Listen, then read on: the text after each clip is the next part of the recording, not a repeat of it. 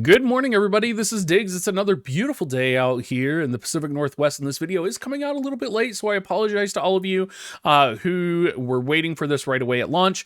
But we are going to go ahead and go over the event itself that's come out, the new Halloween event. We're going to talk about some optimal ways to farm it. In this video, we're also going to be talking about the new things that are going on in the game. There's been a lot of new things that came to the game, so we're going to talk about how you can get the free items, what you should really be aware of. We're probably not going to touch on every single quality of life, but we will touch on the important ones. And of course, at the end of the video, we're going to go over the shop. So if that's something you want to check out, go towards the end of the video. So let's go ahead and dig in.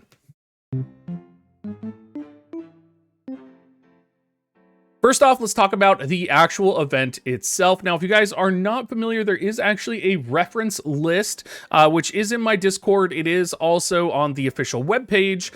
You can go and check it out, and it does show which children give you what. Each child, basically, when you go and farm the candy, what happens is you basically can do an event with the child unless you get one of the two bottom children. And some of these events are really annoying to do. Some of them are relatively easy and okay. The easiest ones that I've found are going to be the Orange Witch, as well as the Candy Loving Child are the fastest ones, and you will be able to clear those relatively quickly. So if you are looking to just spam and get the tokens, those are going to be the fast ones to do. The bottom two children, which do give you a chance at an equipment ticket and a summon ticket, you can only do twice per day, and they do approach your character. So when you are wandering around here, you'll notice specifically this dress up witch here is different than this dress up witch over here that says Dream Prisoner over here. So this dress up witch, if I click on her, I am going to have an opportunity to do a daily trade with her, which will give me access to potentially using or getting one of the tickets. So you do want to go gather candy. You can't use the previous candy. You do have to get the new candy. You can farm 150 per day, but definitely you're going to waste a lot of time if you do like the same mission over and over again. Try and just do the 2 dailies with the 40 candies to these kids, and then try and do the easy ones like the little Orange Witch right here, or the Candy Loving Kid, because you're going to be able to bust those out relatively quickly. Now, when we are talking about the actual witch fight herself, popping this up right here, you are going to want to make sure, if you want to avoid getting slept, there is different sleeping children around the arena, and so you run towards them, grab the buff when she says she's preparing to sleep you, and you will get sleep immunity. Sleep immunity is also in the Dream Walker skill tree in here as well, so you will be able to get that once you do get to level 3. Now that we've kind of talked about the event and kind of what's going on with it, let's talk about the different things that kind of came out today, because there is a lot of things that have come out and it can be a little bit overwhelming. So first off, we do have access to a new guide feature. So the guide feature is available for 30 days for everybody. And you are going to be able to get a variety of items and medals. You're going to get the Jane Special Guidebook, the Sebastian Special Guidebook.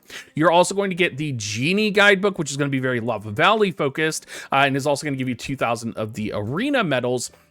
And then you're also going to get a puzzle guidebook. Now, a lot of people were intimidated by the puzzle guidebook because the puzzle guidebook does require you to have access to having done the deer puzzle and the face puzzle. Now, the deer puzzle is gotten from collecting specialties in the frozen waste area, which is not too bad. Most people can do that if they commit a couple days of farming to it. Again, the biggest thing you're going to want to do is make sure to get those items ahead of time so that you can trade for these specialty items, right, that you can only get from the auction girl. The other one you're going to need to get is going to be the, I believe it's the face one, which is from Glittering Grotto. Now, the Glittering Grotto one is very difficult. It's Glittering Grotto Soul Stones. It can be quite a long duration to grind out. So I would recommend starting on that immediately so that you can finish the actual puzzle guide. And we did get a lot of aromas from all the different rewards right now. So that would be my kind of like if you have primary focuses right now for the course of the next couple of weeks, that would definitely be something I would recommend focusing on right now.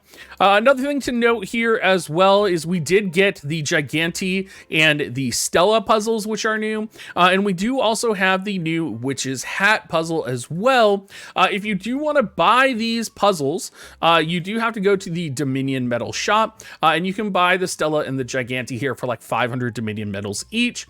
If you want to buy the Witch's Hat page, you have to buy it from the actual Dream Heart menu here. And you can see I just didn't have enough Dream Hearts today in order to purchase it, but it's definitely in my plans to grab it. While we're in the token menu, I do want to talk about another thing that has changed, and that is going to be support tokens. So support tokens were released for being able to help other players with either Dimension Border or with other content such as the Witches event, right? So all of these events. So what you can actually do, if you come up here to the party function, you can go to support list and you can actually see missions that you can go and help other players in. You also have a refresh here and you can do 3 daily, and they're pretty good. The rewards for the support tokens, you only get 1 per helping out. So it's not incredible, but it adds up and it's a nice feature to reward players for actually helping other players. Now, there was a lot of random items given out as well, which you may have been like, where on earth did I get these items from? So the power-up dungeons, if you do the power-up dungeons, there was a lot of items that were given out just for like historically doing this. So there's a lot of things that like you'll do this and then you'll get like 40 items in your inventory of just backed up like you've done this so many times. So make sure you do this and then collect a bunch of items. You'll also get items from Dimension Border as well. We aren't sure what triggers it. It's either clicking on the Dimension Border and going into this menu right here, or it's going to the shop section and going to the actual section in the shop that is the metal area, which is the actual support token section. So one of those things causes rewards to be sent from Dimension Border as well. Again, we're not really sure what, but do keep that in mind. We also have a whole host of events going on right now. We have the Dream Witch puzzle board again, which is amazing. This is just free items, which is great. I like that they have the like pancakes on here, which is a good food item. We have the Boogie Power Up mission, which is the standard Boogie mission, or the standard like new familiar mission. We have the new Halloween Lucky Chance event, which is interesting. And the Lucky Chance event has been introduced throughout the game, and there's 3 different lucky chances right now. There's Halloween Lucky Chance, Friday Lucky Chance, and then there's Server Lucky Chance, and I believe that's on Friday as well. I'm not sure, but it takes 2 million gold to enter into this, and you have an option of potentially getting something. I bought the 2 tickets for 2 million gold because I thought it was worth it. Whether or not it actually is worth it, I'm not sure, but I think you should definitely go for it, especially if you have the gold laying around. We do also have a new Clue 28-day check-in, which is really good because we are going to be getting a select familiar. Important note on this familiar is that Squibby is on it. So after 28 days, you are going to get a rare 4-star select familiar that you're going to be able to add to your team, which is fantastic. And then, of course, if you haven't done the spooky check-in, that is still going on as well. Another thing to note here as well, if we do pull up the Boogie Pass, which is one of the episode event passes, you do get a rare 4-star equipment chest if you do buy the Boogie Pass. So that is something to keep in mind. And it also has accessories in it as well. So it's a little bit weird. It's not perfect, but that might be important for a lot of people. That might be something that is like make or break in terms of actually getting this. Similarly, when we go and look, there is a new field boss section. They did increase the stats on the field bosses, and it wasn't actually too much that they increased it by. The new Field Boss Season Pass does have a standard 4-star random in the top one. Interestingly, it also has the Dimension Border accessories in it as well, which I thought was fascinating. It makes sense since the Dimension Border accessories are available, and Dimension Border bosses do sometimes count for the Field Bosses, but it's definitely a little bit different. But down here, you do get a rare 4-star accessory selection chest. So personally, this is not worth it for me to buy the Premium Pass at 3,000 diamonds. I don't think that's worth it, but a lot of people may find that worth it, and they may be interested in that new Field Boss Pass. Now, we did get some other quality of lives going on here. Some of those quality of lives include auto desynthesis. So when you are going and crafting weapons, you can set a new setting to auto desynthesize gear that is generated. So when you pull this up here, you pull up to the guy, you are going to have to adjust this for every setting. It is right down here. So you can see I have it set to auto desynthesize 1 and 2-star gear, swords, guns, weapons, etc. And then on armor, I have it set to 1, 2, and 3 for everything except gloves, right? So I am going to manually do my 3-star basically, so that I can make sure that it's the right thing desynthesized that I want to do. Now, you have a very similar feature in hatching with familiars. So if you do come to the hatch, you do have the option of releasing automatically familiars in here. The thing is, you do have to actually adjust this everywhere you go. So if you want to do like summon adjustments, you have to adjust it in the summon menu. If you want to do it in the equipment menu, you have to adjust it in the equipment menu. So you do kind of have to go through everything and, configure it for the way that you want.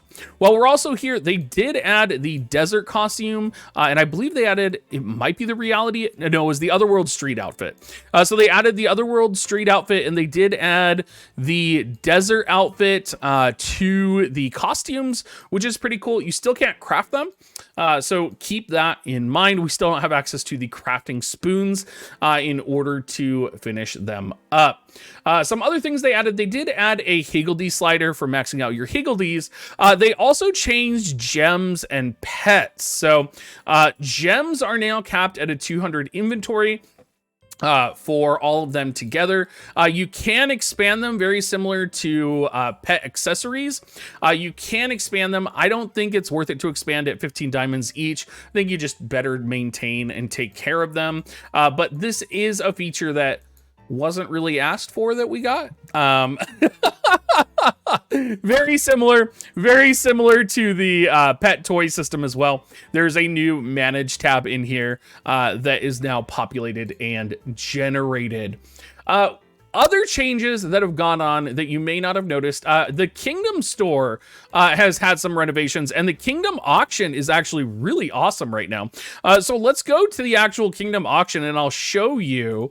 So they did change it so that if you bid on things, you do get 100% of the gilder back if you lose the bid.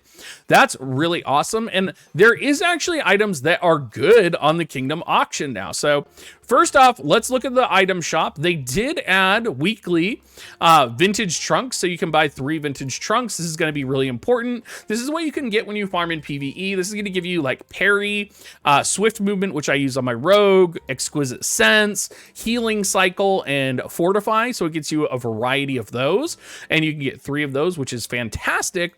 And then if you come to the auction house and you go to the basic item list, it actually shows you what items and what kingdom rank are going to be uploaded onto your auction every day. So for example, when I logged in today, there were 2 vintage trunks on our auction for 200 gilder, and I went ahead and I bid on it. And, I'm going to probably bid again on Sunday when they're uploaded on there. So there is just really cool. I like this. I like that these items are getting uploaded onto the auction. I like that there's like a list and a schedule. It makes the auction house like a little bit more relevant. It wasn't really that relevant already, but it does make it a little bit nice, and the gilder refund is just really good quality of life. Now we do also have the Friday ticket event and stuff, which we haven't actually seen yet. So if you do go to the shop and you go to the Halloween section, They do sell the Halloween Lucky box, and then you can also get free Friday tickets. It's somewhere in here. Somewhere in one of these areas, you can get a free Friday ticket. But that's going to be coming out as well. Whether or not those are going to be worth buying, I'm not fully sure yet. It seems like you get a few of them naturally, so you may just want to hold on to them. We are going to transition now to the discussion on the different bundles and what bundles are going to be worth it. We're also in this conversation going to be talking about the new shop changes as well. So let's start with the shop changes. So the shop changes, we now have a daily shop Monday, Wednesday, Friday, and Sunday. And they do have a couple of different items, some items available for gold, some items free. You are going to want to come in here every day because there is something free that's useful or something good with gold you'll want to buy. So for example, we have a Friday Lucky Chance ticket that we can buy on every day except for Sunday, I believe. When you look at Monday, you have things like Dominion medals for diamonds. Most people aren't going to buy that. You have 50 diamonds for a mount accessory. You have Territe Aroma for 300,000 gold, which might be worth it for some people. It depends on how much gold you have. And then you have a 4-star Tetro puzzle selection pack. So very interesting items. I think probably what's most interesting to me is on every day you have a rare puzzle selector pack. So for 500 diamonds, you can get 100 of the rare items that you need. So for example, for 750 diamonds, now I could get this and I could finish out my puzzle for the desert. So this is available on all of them. I think you can make a case that that's really good to get. In the Wednesday shop, I wouldn't buy these familiar tickets. Technically, it's value, but I don't think it's worth it. I don't really think the toy chests are crazy worth it too. Maybe they're worth it. Maybe you want to spend 900,000 gold to get 30 toy chests. I could see that potentially. Similarly with the gems, it's going to come down to kind of how you want to prioritize your gold usage, because you are going to have to think about gold differently as you are looking at these shops. The Friday shop is also going to have the Server Friday Lucky Chance event ticket for 100 diamonds. You're also going to have Friday Lucky Chance regular tickets. You can buy one for free and you can buy 10 for 100 diamonds. Again, whether or not that's worth it, we have yet to see. But Friday seems to be pretty lackluster in terms of sales. What's interesting, I think, is going to be Sunday. And I think Sunday is going to be very important because you can, for 200,000, get 20 free food items, which I think is very good. You can also get the weekend bonus time. Now, I'm not sure how this works. And this is important. So it says it's a weekend bonus time buff, whether that's the entire weekend, whether it's 30 minutes, we don't really know. Gives normal field, chaos, field boss, monster, kill, EXP rate up 200%, gold rate up 200%, prize drop rate 200%. You can buy multiple of these. So again, we just don't know if you pop it, it lasts for 30 minutes, or if you can pop 6 of them and like multiply the buffs. So we're going to be waiting to kind of see that one and check that one out as well. And you do get 6 hours of free AI time as well on Sunday, which is fantastic. It is important to note as well, one of the new features that they did add is you can use green pots when you are using your AI time. So you may be able to kind of synergize and adjust some of that there. Let's talk about some of the actual packs that came out today. I personally am not buying the Aurora Links pack, but I can understand a lot of you guys do want to buy it, and I think you could argue it is a good value. The Premium Pass seems better than normal. $19.99. This is the pass that's going to give you access to the random rare 4-star rare plus weapon, so could absolutely be worth it. And it gives you 5 missions for the witch itself, so a chance at Boogie and 300 diamonds. Overall, this is going to be a very good pack. Similarly, the Lucky Chance pack, 10 tickets, 2 pink potions, I think always worth it for $7.99. If you need gummies, you can get this for $24.99, 10 pulls and 100 gummies. That's pretty standard. I'm waiting personally because I think there's probably going to be a Halloween login coming out in 2 weeks, or different bundles that are going to be better. Of course, you'll want to get the standard $40 mount pack if you are someone who is continuing to play the game like average. These Halloween lucky chance packs I don't think are worth it. I would stay away. I think a lot of these Halloween lucky chance packs are like, they're trying to tempt you into gotcha, and I would not allow yourself to be tempted into that. There is also some other small items here. So like the standard $1.99 for an additional mission with 3 pink pots. Again, always good in my mind. I think you'd always go with that. The new Kingdom pack, I'm not too fond of. I don't think it's incredible. It is $1.99. So, I mean, it's okay, I guess, but I wouldn't spend my money on it. And I would grab the Halloween lucky chance gift for 2 million gold. I do think that is 100% going to be worth the buy. That does bring us to the end of the video, everybody. Thank you so much for watching. I know it was a long one. Hopefully, most of your questions were answered here. There have been a lot of changes to the game. I know that I haven't talked about every single change in Ni no Kuni that's come out. I tried to get the most relevant and most important ones. If you think I've missed one that's really important, please put it down in the comments below, and I will gauge it or put it together and put it in the pinned comments. So thank you so much for watching, everybody, and stream, I'm going to be right back.